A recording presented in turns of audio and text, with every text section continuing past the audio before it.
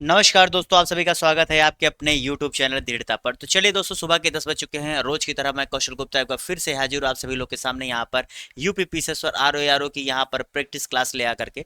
तो भैया देखिए, अभी तक यहाँ पर आप लोग के लिए जो special budget special current affairs है जो मैंने आप सभी लोग के लिए यहाँ पर पढ़ाया हुआ है, जो मैं आप लोग को बताया हूँ कि हर संडे को, जी भैया, हर संडे को यहाँ पर करंट अफेयर्स स्पेशल क्लास चलाई जाती है। तो इस बार के 2024-25 के बजट को मैंने जो है यहाँ पर आप लोग के लिए पूरी तरीके से खत्म कर दिया है। साथ ही साथ इकोनॉमिक सर्वे, जी भैया, इकोनॉमिक सर्वे के जो महत्वपूर्ण पॉइंट्स थे उनको भी मैंने जो है एक स्पेशल वीडियो में, बहुत ही छोटी से वीडियो में मैंने जो है उसे खत्म कर दिया। क्योंकि देखिए, हमें पीएचडी नहीं करनी है, हमें उन चीजों को समझना है जहां से हमारे प्रश्न बन सकते हैं या जहां से आयोग अभी तक पूछता आया। ठीक है, अगर आप किसी भी स्टेट्स का देने जा रहे हो तो आप ये बजट और इकोनॉमिक सर्वे जरूर जरूर देख लीजिएगा। आप चाहे एसएससी एग्जाम देने और कोई भी एग्जाम देने, करंट अफेयर्स और ये जरूरी चीजें हैं, आप लोग को जरूर जरूर पता होनी चाहिए। और भैया देखो, यहाँ पर यूपी पीसीएस की डेट आपको पता है, आरओ की डेट पता है। समान अध्ययन ही है जो आपका जिंदगी बनाएगा। प्रैक्टिस पेपर जरूर करते रहो, क्योंकि प्रैक्टिस पेपर वो पेपर है कि तुम जो पढ़ रहे हो, तुम कितना समझ रहे हो, कितना तैयार हो, इसको सही आकलन करने का यही तरीका है। मॉक टेस्ट सीरीज मैं कहता हूँ ये तो बाद की चीजें हैं, इन्हें आप बाद में करिए, लेकिन प्रैक्टिस पेपर आप रोज जरूर करिए, रोज करिए। अगर आप डेली जो है 20 क्वेश्चन 30 क्वेश्चन के प्रैक्टिस पेपर जरूर करते हैं तो आपको कहीं ना कहीं बहुत बड़ा फायदा आपको अपनी तैयारी में दिखेगा। ये आप अंदाज के देखिए, एक महीना ऐसा कर लीजिए, आप देखेंगे खुद ब खुद आप में कई प्रतिशत का सुधार आपको देखने को मिलेगा। ठीक है, इसलिए मैं डेली सुबह 10 बजे जरूर से जरूर आप लोग की प्रैक्टिस पेपर क्लास लेकर आता हूँ। बाकी सब्जेक्टिव आज क्लास आप देख रहे हैं, यहाँ पर आप लोग की पॉलिटी की चलाई जा रही है, हिस्ट्री की भी बहुत जल्द यहाँ पर शुरू होने वाली है। ठीक है, तो आज ये भैया, आज के पहले प्रश्न के साथ यहाँ की क्लास की शुरू करते हैं। निम्नलिखित में से कौन सी पशु प्रजाति निपाह वायरस का प्राकृतिक कारक है? बहुत ही आसान सा प्रश्न है, लेकिन बहुत ही इंपॉर्टेंट प्रश्न है। ठीक है, बताइए कौन सा जानवर यहाँ पर कह रहा है, बताइए। आपको पता है निपाह वायरस का एक जूनोटिक बीमारी है। कैसी भैया? जूनोटिक। मतलब क्या होता है? जूनोटिक बीमारी है। ठीक है, इसमें क्या होता है, स्टार्टिंग में आपको बुखार जैसे लक्षण आते हैं। कैसे? बुखार जैसे लक्षण आते हैं। ठीक है, शरीर दर्द, सिर दर्द, इस तरह के जो है सांस संबंधी समस्याएं होता है। ये संक्रमित जानवरों, दूषित भोजन या व्यक्ति से व्यक्ति के संपर्क हो जाने से होता है। सबसे पहले ये जो है मलेशिया में हुआ था, उसके बाद बांग्लादेश और भारत में भी इसका प्रकोप देखा गया था। तो जितने लोगों ने क्या चमगादड़ जवाब दिया है वो सही कर ले। बहुत ही अच्छा प्रश्न था। ठीक है, ओके। और इसे जो है विश्व स्वास्थ्य संगठन यानी कि डब्ल्यू ने इसको लेकर के कहा है कि निपाह वायरस जो है ये कई देशों में फैल सकते हैं, इसलिए इस पर जो है रिसर्च करने की जरूरत है जिससे इसको रोक सके। ठीक है, अगले प्रश्न की तरफ बढ़ते हैं। चलिए, मौर्य मूर्तिकला के संबंध में कथनों पर विचार करिए, कौन सा कथन सही है, जवाब दीजिए। देखो भैया, सब्जेक्टिव वाइज क्लास में ले करके आता हूं। जैसे बहुत लोग होते हैं कि सब सर मेरा ये सब्जेक्ट तैयार नहीं है, वो सब्जेक्ट तैयार नहीं है, तो उसकी क्लास लाता हूँ। लेकिन यहाँ पर मिक्स क्वेश्चन लेकर आता हूँ, जिससे कम से कम जो तैयारी कर रहे हो ये पता रहे कि हमें पढ़ना क्या है। आप किताब खोल के बैठो तो आपको ये पता रहे पढ़ना क्या है। तो जब क्या पढ़ना, उसके लिए दो ही तरीका है, डेली प्रैक्टिस पेपर करो या प्रीवियस ईयर क्वेश्चन पेपर करो। तो ये लगभग प्रीवियस ईयर क्वेश्चन पेपर जैसा ही होता है। ठीक है, तो जितने लोगों ने यहां पर इसका सही जवाब क्या दिया भैया, ए, जिन्होंने कहा केवल 1 2 4 जवाब दिया है वो सही कर ले। देखिए भैया, कथन दो जो है यहां पर आपका क्या है, सही है। ठीक है, कथन एक बिल्कुल सही है कि एक लौरिया नंदगढ़ में भी पाया गया था। ठीक है, दूसरा भी जो है क्या है, सही है। उसके बाद चार भी किया है, यक्ष और यक्षिणी प्रजनन देव के जो है देवता थे। लोहानी बौद्ध भिक्षु के होने का साक्ष्य मिला, नहीं भैया, ये जैन तीर्थंकर थे। जैन, बौद्ध नहीं भैया, जैन तीर्थंकर थे, ये मिलता है। तो ठीक है, बौद्ध और जैन से यहाँ कंफ्यूज किया गया है। बाकी यहाँ तीनों कथन आपके सही है। क्लियर, समझ गए? चलो अगले प्रश्न की तरफ बढ़ा जाए।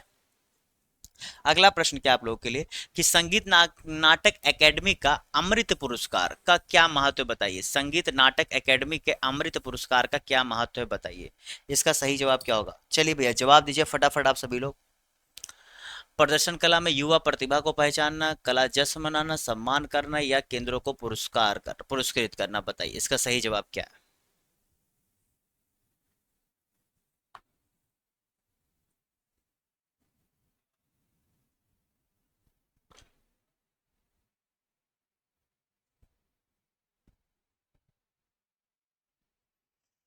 तो चलिए भैया, जितने लोगों ने यहाँ पर इसका सही जवाब क्या दिया, जितने लोगों ने यहाँ पर इसका सही जवाब दिया है, 75 वर्ष से अधिक आयु के कलाकारों का सम्मान करना। ठीक है, दरअसल संस्कृति मंत्रालय ने नई दिल्ली में 84 प्रदर्शन करने वाले कलाकारों को संगीत कितने टोटल 84, ठीक है, 84 लोगों को यहाँ पर सम्मानित किया गया।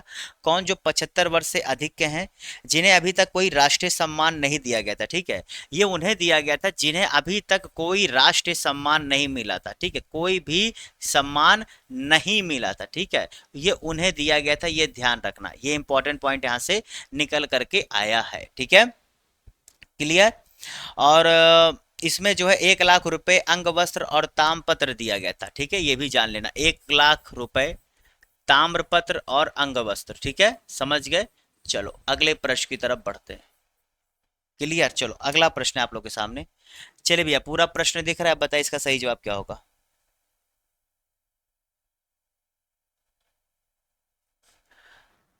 अंतरराष्ट्रीय अंतरिक्ष स्टेशन। अच्छा ठीक है, ठीक है, ठीक है। ISS, इसे क्या कहते हैं? International space station. चलो बताओ भैया, इसके संबंध में क्या सत्य कथन है, जवाब दीजिए। इसके संबंध में क्या सत्य कथन है, वो आपको जवाब देना है, बताइए उसका सही जवाब क्या होगा। तो यहाँ पर 2-3 कथन दिए, तीनों में से बताइए। देखिए कितने अच्छे प्रश्न। आजकल कथन टाइप के प्रश्न जितने ज्यादा आप सॉल्व करोगे ना, उतनी आपकी तैयारी। आप मेरे करंट अफेयर्स की क्लास देखिए, करंट अफेयर्स की क्लास भी आपको इससे ज्यादा ढांसू मिलेगी। आप देखिए तो मैंने वहां पर बजट को जितने तरीके से पढ़ा दिया, आप जब पढ़ लेंगे तो खुद समझ जाएंगे। ये जो एक क्लास खत्म होगी, इसके डिस्क्रिप्शन बॉक्स में और जहाँ चैट बॉक्स है वहां पर मैं लिंक दे दूंगा करंट अफेयर्स की, देख लेना। तो जितने लोगों ने क्या बी जवाब दिया है, केवल 2 और 3 वो सही, यानी दूसरा तीसरा कथन सही है। पहला कथन गलत है कि ISS को 5 अंतरराष्ट्रीय अंतरिक्ष एजेंसियां, कितनी भैया? 5 अंतरराष्ट्रीय अंतरिक्ष एजेंसियां। उसमें कौन कौन सी? आपका नासा है, रूस की भैया, रूस की भी इसरो, ना मतलब नासा, इसरो, रूस का क्या, नॉस्कोमॉस। उसके बाद आपके यूरोपियन यूनियन का क्या, क्या कहते हैं उसे, यूरोपीय अंतरिक्ष एजेंसी, जापान का जाक्सा और कनाडा की अंतरिक्ष एजेंसी। ये पांचों मिल करके जो है यहाँ पर है, ठीक है। इसमें जो है भारत का इसरो नहीं शामिल है, ठीक है। ये पहला कथन गलत है, क्योंकि इसमें भारत का इसरो अभी नहीं शामिल है भैया, ठीक है, ओके, ये जाने रहना। तो 5 कौन से होंगे? जापान, रूस, अमेरिका, यूरोपियन यूनियन, ठीक है, और आपका कौन सा, कनाडा। ये 5 देशों का मिलकर के बना, बाकी दोनों कथन यहां पर सत्य है, ठीक है। अगला प्रश्न यहाँ पर कि निम्नलिखित में से कौन संगठन विश्व सामाजिक सुरक्षा रिपोर्ट प्रकाशित करता है? बताइए कौन सा संगठन है भैया, इन चारों में से बताइए यहाँ पर, करता है, बताइए इसका सही जवाब का, ABCD, बताइए इसका सही जवाब क्या होगा।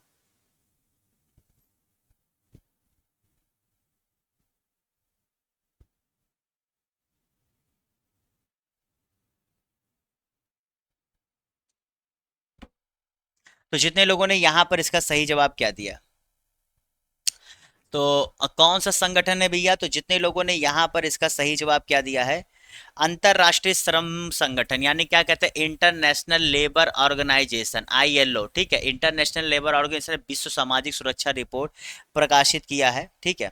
आपको पता है कि ILO में टोटल 187 देश जो है इनमें है, और भारत भी इसका क्या है, एक मेंबर है, भारत भी इसका एक मेंबर है, ठीक है। इसने जो है ये रिपोर्ट जारी की थी। तो रिपोर्ट के बारे में देखो, जो लेटेस्ट रिपोर्ट होती है उसके बारे में अपने करंट अफेयर्स की क्लास में बहुत ही डिटेल में आपको बताता हूँ, ठीक है। यहाँ पर थोड़ा सा बहुत ज्यादा बड़ी क्लास ना, इसलिए कोशिश करता हूँ। यहाँ देखो, यहाँ मेरा फोकस होता है क्वेश्चंस कराना, लेकिन जीके जीएस इन सब चीजों पे बहुत ज्यादा फोकस करना। करंट अफेयर्स से स्पेशली क्लास लेता हूँ, वीकली लाता हूँ, डेली नहीं। क्यों? क्योंकि वहां पर चीजें आपके हफ्ते में क्या हुई है, बीते महीनों में क्या इंपॉर्टेंट रहा, इन सारी चीजों को मैं वहां पर कवर करने की कोशिश करता हूँ। क्योंकि आपको पता है भैया, 20-20 प्रश्न तक आपके करंट अफेयर्स के आ जाते हैं, ठीक है, 20-20 प्रश्न तक आप ध्यान से देखो। और पता है 70वीं BPSC की अगर आप सोच रहे हो, तो उसमें भी ऐसा मत सोचना, उसमें भी कम से कम 16-16 प्रश्न तक आपके करंट अफेयर से आते हैं, 16 प्रश्न तक। तो बहुत ज्यादा वेटेज दिया जाता है करंट अफेयर्स को, ठीक है, समझ के। चलो भैया अगले प्रश्न की तरफ बढ़ा जाए। अगला प्रश्न है, पौधा किस्म के अधिकारों को दुनिया का पहला देश कौन सा था? क्वेश्चन नंबर यहाँ पर आपका 1586, बताइए 1586 प्रश्न का यहाँ पर सही जवाब क्या होगा। तो भैया ये जो आप लोग देख रहे हो ना, ये जो है आप लोग की ऐसे ही जो है यहाँ पर डेली क्लास चलाई जाती है, तो सब्सक्राइब जरूर कर देना, ठीक है। तो जितने लोगों ने यहाँ पर क्या जवाब दिया, भारत। जी भैया, भारत। भारत विश्व का पहला जो है देश हो गया है जिसने विश्व स्तर पर जो है पौधों की विविधता पंजीकरण के ढांचे के भीतर किसानों के अधिकारों को शामिल किया। ठीक है, ये चीज आपको पता होने, तो भारत ऐसा पहला देश बन गया है। बहुत इंपॉर्टेंट प्रश्न है। इसने जो है 2000 मतलब 2001 में पौधों की किस्मों और किसानों के अधिकार जो है संरक्षण अधिनियम के माध्यम से पूरा किया गया है। 2001 में जो है किसानों के और जो है क्या पौधों की किस्मों, तो इन दोनों के संरक्षण के संबंध में एक अधिनियम लाया था। उस अधिनियम के अंतर्गत इसे जो है, जो ये भारत पहला देश बना है, तो इसी के अंतर्गत उसे संपन्न किया गया है। ठीक है, क्लियर। तो क्या, कैसे, किस साल में इसकी शुरुआत हुई थी, यहाँ पर क्लियर हो गई। अब इससे ज्यादा नहीं पूछेगा, अगर आप मुझसे पूछे तो इससे ज्यादा नहीं पूछेगा, आप लिख के ले लो। अगला प्रश्न है, मिश्रित अर्थव्यवस्था पर एक आर्थिक प्रणाली से जहां, बताइए, बहुत ही आसान सा प्रश्न है, क्या हाल है, बताइए, जहां क्या, इसका सही जवाब क्या होगा, बताइए, जहां क्या, ए बी सी डी में से बताइए इसका सही जवाब क्या होगा।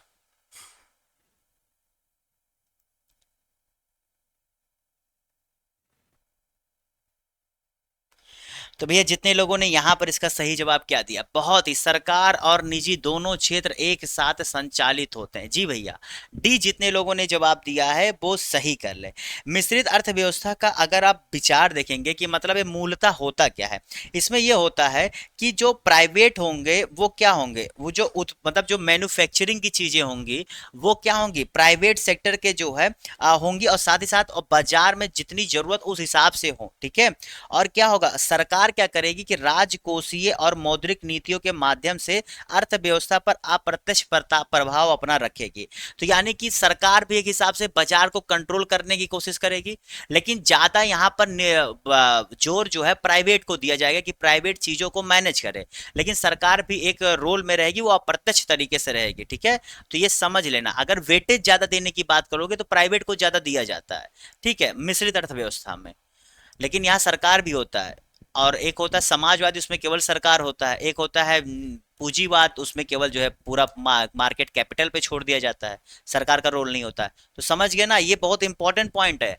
अगर आपसे पूछ ले, आपसे मतलब कोई एग्जामिनर पूछ ले कि अच्छा मिश्रित अर्थव्यवस्था है तो यहाँ पर प्राइवेट और सरकार के बीच का क्या अधिकार का और किस पे कौन प्रत्यक्ष अप्रत्यक्ष तरीके से हो सकता है, तो आपको हिल जाओगे वहां पर। ये सब चीजें थोड़ा डीप में पढ़ना चाहिए। ठीक है, चलो अगले प्रश्न की तरफ पढ़ते हैं। 1588 का बताइए क्या होगा। भारत तारामंडल के साथ नेविगेशन के संदर्भ में, चलिए यहाँ सत्य कथन बताना है, यहाँ पर दो कथन दिए गए, बताइए दोनों में से सत्य कथन क्या है, जवाब दीजिए। नाम क्या है, नाविक, चलो बताओ भैया।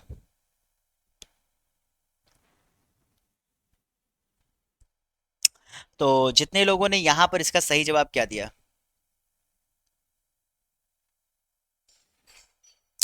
देखिए पहला कथन गलत है, दूसरा सही है। पहला कथन गलत है, देखो अब देखो यहीं पर क्या मैटर करता है कि वास्तव में तुमने कितने अच्छे से करंट अफेयर्स टॉपिक को पढ़ा हुआ है। आज की डेट में एक हिसाब से स्टेटिक में भी आ सकता है, क्योंकि अब ये 2 साल हो गए करीब इसको आए हुए, लेकिन ये आपके जान के चले आजकल कहीं ना कहीं करंट अफेयर्स टॉपिक से जुड़ा हुआ है। नाविक में भैया 7 उपग्रह तो हैं, लेकिन सारे जो है जियो अर्थ ऑर्बिटर में नहीं है, सारे सातों जो है जियो में नहीं है, बल्कि इसमें क्या है, 7 में से जो 3 है वो जियो में है, 3 जो है जियो में है, कौन सा, जियो स्टेशनरी अर्थ ऑर्बिट। बाकी जो 4 है ना भैया, वो आपके जियो सिंक्रोनस ऑर्बिट में, उसे जीएसओ कहते हैं, कौन सा, जीएसओ कहते हैं, इसमें है। तो इसी बेसिस पे ये 7 का तो है आपका, ये इंडिया का अपना जीपीएस सिस्टम है। ठीक है, और ये भारत पहले से ही नाविक सपोर्ट सिस्टम वाला फोन मौजूद है। जी भैया, क्योंकि नाविक सपोर्ट फोन में से क्वालकॉम के पास पहले से स्नैपड्रैगन, ऐसे तमाम चीजें हैं, तो जियोमी और रियलमी जैसे ब्रांड ने भी नाविक सपोर्ट करने वाला फोन लॉन्च कर दिया। ठीक है, समझ गए, मतलब अब विदेशी कंपनियां भी इसके लिए कर रही हैं, तो ये चीज आपको पता होना चाहिए। अगर प्रश्न में आ जाए कि क्या विदेशी कंपनियां, नहीं, तो आज की डेट में विदेशी कंपनियां भी नाविक सपोर्टेड फोन जो है लॉन्च कर रही हैं इंडिया में। ठीक है, और इंडिया के पास तो अपना पहले से था ही। तो समझ गए, ये दोनों नॉलेज आपके लिए कितना इंपॉर्टेंट है। देखो कितना आपको ऊपर लगा होगा कि 7 तो मैंने पढ़ा था, लेकिन आपने जियो और जीएसओ में नहीं ध्यान दिया था, यहीं से आपके साथ खेल गए। खेल के क्या हुआ, आपका क्वेश्चन गलत हो गया, या तो छोड़ दोगे या गलत कर दोगे, क्योंकि मुझे कम ही पता है, इतना कम, इतना ध्यान आप लोग देते होगे। चलो बताओ यहाँ पर इसका सही जवाब क्या होगा। ऊन कहा जाता है, बताइए।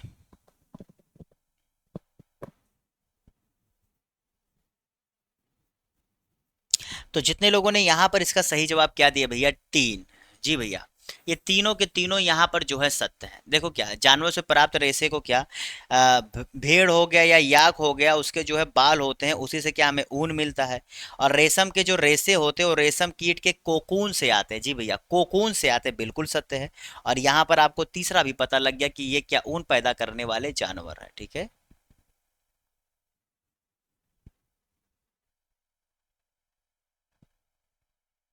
आप में से बहुत लोग होंगे सर बकरी कहाँ से हो सकता है, बकरी से आप लोग कंफ्यूज हो गए ना, लेकिन होता है भैया। ठीक है, कंफ्यूज मत होना, भेड़ बकरी याक।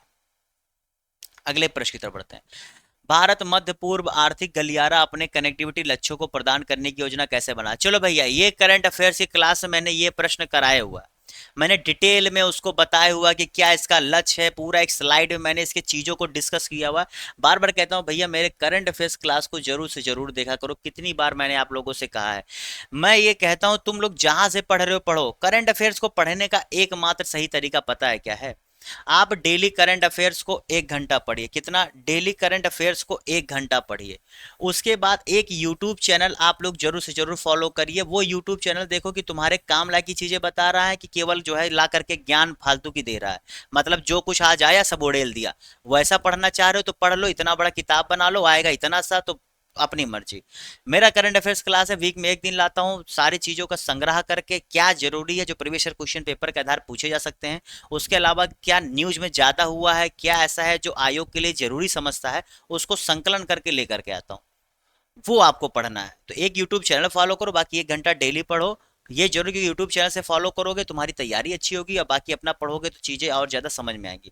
अब मेरी जो क्लास होती है वन लाइनर नहीं होती भैया, क्योंकि आपको एक बार फिर बता दे रहा हूँ, ये यूपी पीसीएस और आरओ और जो है बीपीएससी, ये सब की तैयारी करने वाले अगर जो ये सोच रहे हैं कि हम वन लाइनर पढ़ के जो है हम एग्जाम निकाल देंगे, तो तुम पहले से अपने आप को फेल मान लो। कागज पे लिख के देता हूँ, वन लाइनर करके तुम जिंदगी में कभी यूपी पीसीएस अधिकारी नहीं बन सकते, क्योंकि तुम्हें मेंस भी देना है, मत भूलना। और जिस दिन तुम लोग इस बेवकूफी से बाहर निकलोगे उसी दिन जा करके प्री में भी अच्छा करोगे, मेंस तो फाड़ के आओगे। बाकी तुम्हारी मर्जी।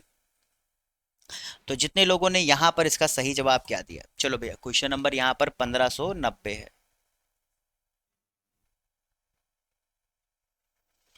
ओह, देखिए ये मध्य पूर्व गलियारा था क्या? मध्य पूर्व गलियारा ये था कि इसमें जो आपके एशिया के देश है, ठीक है, एशिया के देश हो गए, उसके साथ ही साथ क्या जो आपके क्या नाम है, यूरोपीय देश हो गए, मिडिल ईस्ट के देश हो गए, इन तीनों देशों के बीच जो है एक कनेक्टिविटी प्रदान करना, उसके लिए रोल रेट कर रहा हूं, रोड, रेल, इन सारी चीजों का जो है यहाँ पर प्रयोग किया जाएगा, जिससे क्या सही तरीके से यहाँ पर परिवहन हो सके और माल जल्दी जल्दी पहुंच सके। ठीक है, तो जितने लोगों ने यहाँ पर इसका सही जवाब क्या सी दिया है वो सही कर ले। ठीक है, अभी मैं वही चीज बता रहा था, बताते बताते वही चीज आपके सामने आ गया, किन किन रीजन को कनेक्ट करेगा, क्या करेगा, मैंने बता दिया। और ज्यादा डिटेल में चाहिए तो करंट अफेयर्स क्लास देखो, क्योंकि करंट अफेयर्स में करंट अफेयर्स चीजों को उतना डिटेल में बताता हूँ। ठीक है, चलिए, ये प्रैक्टिस क्लास है भैया, यहाँ पर मैं चीजें एक्सप्लेन करता हूँ, लेकिन अगर एक प्रश्न को मैं इतना एक्सप्लेन करूंगा तो फिर जो है 20 प्रश्न कराने में मुझे 1.5 घंटा लग जाएगा, इसीलिए जल्दी जल्दी कराने की कोशिश करता हूँ।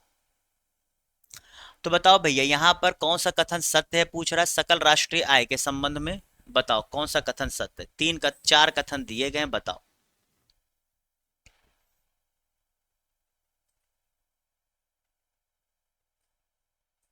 तो जितने लोगों ने यहाँ पर क्या केवल 1 और 3 जवाब दिया वो सही कर ले। ठीक है, यह किसी देश के निवासियों के द्वारा भैया जो है अर्जित आय है। तो भैया देखो समझो, सकल मतलब जो आपका जीएनआई है क्या, जिसे कहते हैं ग्रॉस नेशनल इनकम, ये क्या होता है कि कोई भी भारतीय किसी भी देश में रह करके अगर वो पैसा कमा रहा है तो वो भारतीय के द्वारा कमाया गया पैसा भारत के सकल राष्ट्रीय आय में आ जाता है। ठीक है, यहां पर कह रहा है किसी देश के निवासी और गैर निवासियों दोनों द्वारा, तो भैया ये गलत होगा। मैंने आपको पहले बताया किसी देश के निवासी द्वारा, जैसे इंडियन अगर बाहर जाके कमा रहा है, अगर देखो इंडियन बाहर गया 6 माह से अधिक बाहर है कमा रहा है, तो वो भी देश के राष्ट्रीय आय में ही आ जाएगा। ठीक है, इसकी गणना एनएसओ द्वारा बाजार मूल्य पर की जाती, बिल्कुल बात सही है। जीडीपी प्लस निर्यात माइनस आयात के बराबर नहीं यार, गलत है। ठीक है, इसका होता है जीएनपी जीडीपी प्लस एनएफआई है। ठीक है, क्या होता है जीएनआई, क्या होता है GI देखो, जो आपका यहाँ पर GNI होता है, ग्रॉस नेशनल इनकम, पहली बात तो ये आपके जो है ग्रॉस नेशनल प्रोडक्ट के बराबर होता है, ग्रॉस नेशनल प्रोडक्ट के बराबर होता है। और ग्रॉस नेशनल प्रोडक्ट निकालने के लिए क्या करते हो, GDP, और उसमें क्या करते हो, GDP प्लस डेप्रिसिएशन, ठीक है, डेप्रिसिएशन को हम लोग ऐड कर देते हैं। तो यही फॉर्मूला है, तो इसलिए 1 और 3 सही है, चौथा पहला गलत था। तो क्यों गलत था मैंने आपको बता दिया। अगला प्रश्न, अंतरराष्ट्रीय गैर सरकारी सरकारी संगठन वन्य जीव कोष द्वारा कौन सी रिपोर्ट जारी की जाती है? चलिए बताइए भैया, कौन सी रिपोर्ट जारी की जाती है? विश्व वन्य जीव कोष की स्थापना 1961 में हुई थी, ये जाने रहना, ठीक है, क्योंकि आपके पेपर में आता है कि इसकी स्थापना किस सन में हुई थी, काल क्रमानुसार व्यवस्थित करिए, तो इसको जाने रहना, ठीक है। यह एक गैर संस्कारी संगठन है, इसके माध्यम से कौन सा, द लिविंग प्लेनेट रिपोर्ट भैया जारी की जाती है, जो दुनिया, अब लिविंग प्लेनेट दुनिया का सबसे बड़ा संरक्षण संगठन है, ये भैया दुनिया का सबसे बड़ा संरक्षण संगठन है, ठीक है, दुनिया का सबसे बड़ा संरक्षण संगठन आपका ये है, ठीक है, क्लियर। चलो अगले प्रश्न की तरफ बढ़ते हैं। अगला प्रश्न क्या है यहाँ पर बताइए। अगला प्रश्न है, खाद्य सुदृढ़ीकरण के संबंध में कथनों पर विचार कीजिए, बताइए कौन सा कथन सही। यहाँ पर 3 कथन आपको दिए गए हैं, बताइए क्या होगा।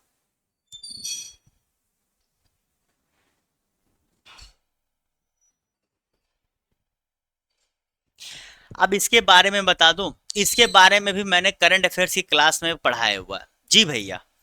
इस प्रश्न को मैंने करंट अफेयर्स की क्लास में बताया हुआ था, क्योंकि इसके संबंध में एक न्यूज आई थी, उस न्यूज के डिटेल में मैंने आपको बताया हुआ था कि किस प्रकार से सरकार का लक्ष्य क्या है, किस प्रकार से क्या किया जाता है। अगर वो देखे होगे तो देखते ही तुम्हें याद आ गया होगा कि हाँ सर, आपने जो बताया था वो सही है, दूसरा गलत है। क्योंकि भैया मिलावट रोकने के लिए नहीं, बल्कि कुछ ऐसा मिला करके जिससे हमारे बॉडी को विटामिन और जो जरूरी चीजें हैं, ठीक है, पोषण की जो चीजों को हमारी बॉडी में जो पोषणता को बढ़ा दे, उसको मिलाने के लिए जो है ये किया जाता है, ठीक है। जैसे नमक में हम आयोडीन मिला देते हैं, गेहूं या मकई के आटे में हम लोग क्या भैया आयरन मिला देते हैं। तो ये क्या करता है, हमारी पोषण क्षमता को बढ़ाता है, उसके लिए किया जाता है, ना कि रोकने की प्रथा है, बिल्कुल नहीं है। पहला और तीसरा कथन बिल्कुल सत्य है। चलो भैया अगले प्रश्न की तरफ बढ़ते हैं। अनेकांतवाद निम्नलिखित में से किसका मूल सिद्धांत दर्शन है? चलो बताओ भैया, कितना आसान सा, मतलब डायरेक्ट पूछ लिया, किसका था भैया। अनेकांतवाद को क्या कहते हैं? अनेकांतवाद को कहते हैं वास्तविकता की माया। क्या कहते हैं? वास्तविकता की माया, वास्तविकता की माया, ठीक है, वास्तविकता की माया कहते हैं अनेकांतवाद को, ठीक है। दरअसल इसमें यह कहा गया कि अंतिम सत्य और वास्तविकता जटिल है और इसके कई पहलू हैं। जो अंतिम सत्य है और वास्तविकता वो एक जटिल चीज है और उसके कई पहलू होते हैं। आप लोग किसी चीज को अगर देखते हो तो आप क्या देखते हो, आप कहोगे हमने ये भी किसी चीज को वास्तविकता में अपनाने के लिए आप कई चीजें वहां पर आपके सामने आती हैं, आप कंफ्यूज जाते हो कि इसे सच मानो किसे सच मानो। तो कहते हैं ना, कई पहलू होते हैं, डिपेंड करता है कि आपके लिए क्या जरूरी होता है। तो जितने लोगों ने क्या जैन धर्म जवाब दिया वो सही कर, ठीक है। दरअसल फिलोसफी से मैं थोड़ा बहुत ज्यादा डीप नहीं जाता, जाना चाहिए, लेकिन पता नहीं क्यों फिलोसफी पता है अभी उतना पढ़ने का मन नहीं कहता। किस गुणसूत्र पर वर्णांधता के जीन स्थित होते हैं? चलो बताओ, एक्स पर, 13वें पर, वाई गुणसूत्र, 21वें गुणसूत्र पर। कितना आसान सा प्रश्न है, बताओ।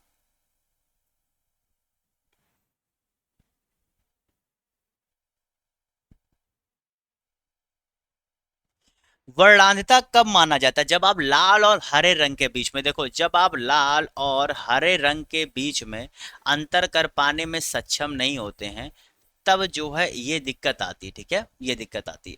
तो ये देखो भैया कब हो कहाँ होता है, एक्स गुणसूत्र में। आइए पता है एक्स गुणसूत्र में होने की वजह से क्या होता है कि महिलाओं की तुलना में जो है पुरुष जो है ज्यादा कलर ब्लाइंडनेस से प्रभावित होते हैं, ठीक है, कलर ब्लाइंडनेस से पुरुष ज्यादा प्रभावित होते हैं, क्योंकि एक्स गुणसूत्र में पाया जाता है।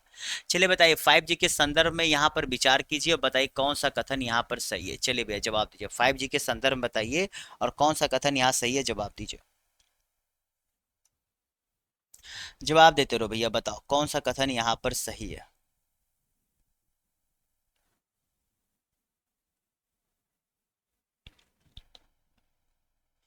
तो भैया जितने लोगों ने यहाँ पर इसका सही जवाब क्या दिया, जितने लोगों ने यहाँ पर इसका सही जवाब क्या केवल दो दिया है, वो सही कलर। ठीक है, इसलिए मैं देखो, मैं प्रश्न को आपको पढ़ने क्यों देता हूँ कि आप प्रश्न पढ़ें, आप प्रश्न समझे, क्योंकि पेपर में आप ही सब कुछ करेंगे।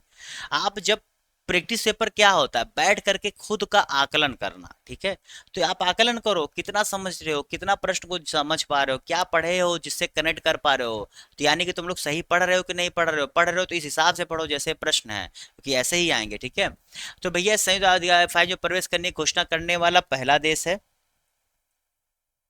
ठीक है, तो कथन एक गलत है भैया। ओके, चीन जो है, चीन है, चीन था वो देश, चीन था अपना जिसने ऐसा कहा था। शायद चीन ने 6G पर भी अपना काम चालू कर दिया। ठीक है, आपको ये चीज पता होगा। बाकी दूसरा कथन एकदम बिल्कुल सही है। इसके लिए जो है 4G कोर तकनीक की आवश्यकता नहीं होती है। ठीक है, जो नॉन स्टैंड एलोन होते हैं, नॉन स्टैंड एलोन जो एक, देखिए इसे में स्टैंड एलोन कर रहा है, यहीं पर जब नॉन स्टैंड एलोन हो गए तो वो 4G कोर पर निर्भर करेगा। लेकिन जब स्टैंड एलोन की बात कर दोगे तो 4G कोर पर बिल्कुल भी डिपेंडेंट नहीं रह जाता है। ठीक है, समझ के 5G स्टैंड एलोन जो है पूरी तरह से 5G के ही नेटवर्क पर जो है पूरी तरह से क्या डिपेंडेंट होगा, होगा। क्लियर, चलो अगला प्रश्न यहाँ पर बताइए कि सूची दी गई। चले भैया बताइए, मैंने कहा ना आप लोगों में से आ जाता है कि कौन सा किस वर्ष हुआ था, तो बताइए इसका सही जवाब क्या होगा। थोड़ा सा दिमाग लगाओ। चलो बहुत ही बेसिक सा, बहुत ही आसान सा प्रश्न है, आप लोगों से पूछा गया है, जवाब दीजिए कौन सा यहाँ पर होगा।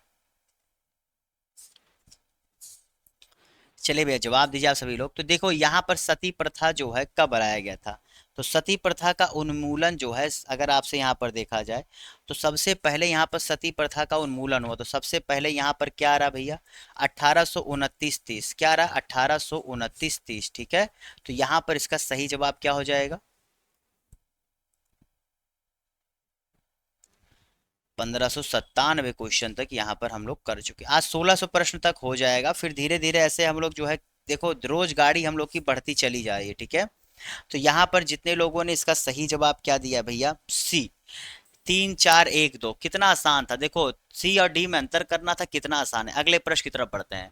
भारतीय रक्षा अधिकारी की प्राथमिक भूमिका क्या है, चलो बताओ भैया, बहुत ही आसान सा प्रश्न है, बताइए। बहुत ही आसान सा प्रश्न है, आप लोग को इसका जवाब देना है, बताइए।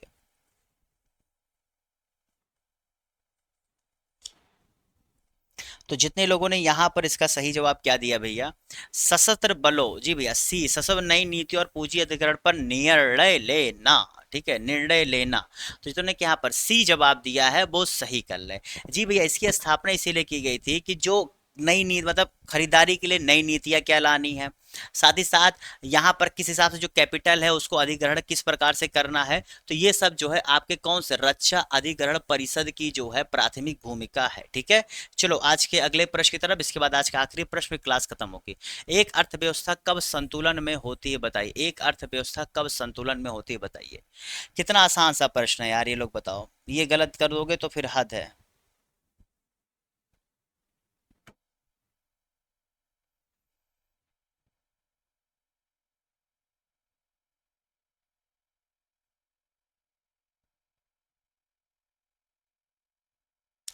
जब कुल बचत कुल निवेश के बराबर हो जाए, कुल बचत क्या हो जाए। देखो ये भी होता है, क्या होता है, एक तो होता है कुल बचत जो है, यानी कि जो बचत हो रही है, हमने जितना निवेश किया था उसके बराबर हो जाए।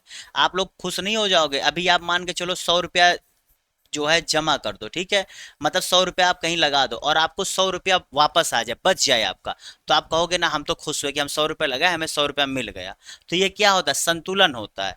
तो उसी प्रकार से जब इच्छित निवेश क्या हो, इच्छित बचत के बराबर हो जाए, तो वही यानी कि आपने जितना लगाया आपको उतने के बराबर बचत हो जाए। ठीक है, समझ गए। अगले प्रश्न की तरफ बढ़ते हैं, जो है आज का आखिरी प्रश्न, बताइए कौन सा कथन सही है इन दोनों में से, बताइए इसका सही जवाब क्या होगा। अरे क्या खुल गए भैया तुम। हम्म, चलो बताओ भैया, पहला और दूसरा कथन यहाँ पर है, बताइए सत्य कथन का जवाब दीजिए, और क्लास को इसी के साथ हम लोग यहाँ पर खत्म कर दें। ठीक है, चलिए भैया जवाब दीजिए।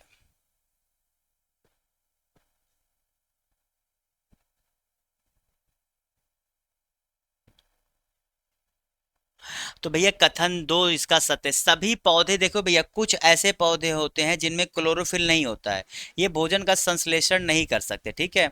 इंसान और जानवरों की तरह ऐसे पौधे भी अन्य पौधों द्वारा उत्पादित भोजन पर जीवन निर्भर करते हैं, ठीक है। इन्हें जो है विषम पोषी विधि का उपयोग करते हैं, ठीक है, समझिए। और पौधे नाइट्रोजन को गैसीय रूप में अवशोषित नहीं कर पाते, बल्कि मिट्टी में कुछ बैक्टीरिया होते हैं जो गैसीय नाइट्रोजन को उपयोग योग्य रूप में बदलते हैं और मिट्टी में छोड़ देते हैं, और इसे पौधे पानी के साथ अवशोषित कर लेते हैं, ठीक है। तो यहाँ आप समझ गए, यहाँ पर कुछ लोग विषमपोषी विधि द्वारा करते हैं, ये हो गया। बाकी यहाँ पर जो है जड़ों द्वारा होता है, बिल्कुल बात सही, लेकिन डायरेक्ट नहीं होता, इसे गैसीय माध्यम परिवर्तित करके पानी के माध्यम से आया जाता है, ठीक है। जो जड़ आप क्या करते हैं, जब पानी खींचते तो उसमें ही आ जाता है। तो समझ गए भैया। तो यहाँ पर ये महत्वपूर्ण प्रश्न रहे।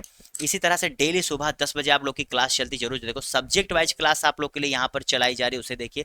करंट अफेयर्स हर संडे को चलता है, जो देखिए मैंने यहाँ पर देखिए आपके जो बजट संबंधित करंट अफेयर्स संडे को पढ़ाया तो उसको लिंक कर दिया, जरूर जरूर देख लीजिएगा। और हाँ, आगे बढ़ने के साथ अगर आपने चैनल को सब्सक्राइब नहीं किया, सब्सक्राइब कर दें, क्योंकि यहाँ पर आपको पूरी यूपीपीसीएस, आरओ इलाहाबाद आरओ और साथ ही साथ यहाँ पर जो आपकी 70वीं बीपीएससी की परीक्षा होने वाली है, सारी चीज़ें कराई जा रही। स्टेट स्पेसिफिक आपको क्लासेज भी देखेंगे, जैसे बिहार के चलेंगे, यूपी की चलेंगी, तो ये सारी चीज़ें आपको इसी चैनल पर मिलेंगी। आपको बस सब्सक्राइब करना है, फिर आप खुद ब खुद सारी चीज़ें यहाँ पर मिलती रहेंगी। इसी साथ bye bye, tata, see you, फिर मिलेंगे, तब तक के लिए good bye, have a good day. Like और सब्सक्राइब करना ना भूलें।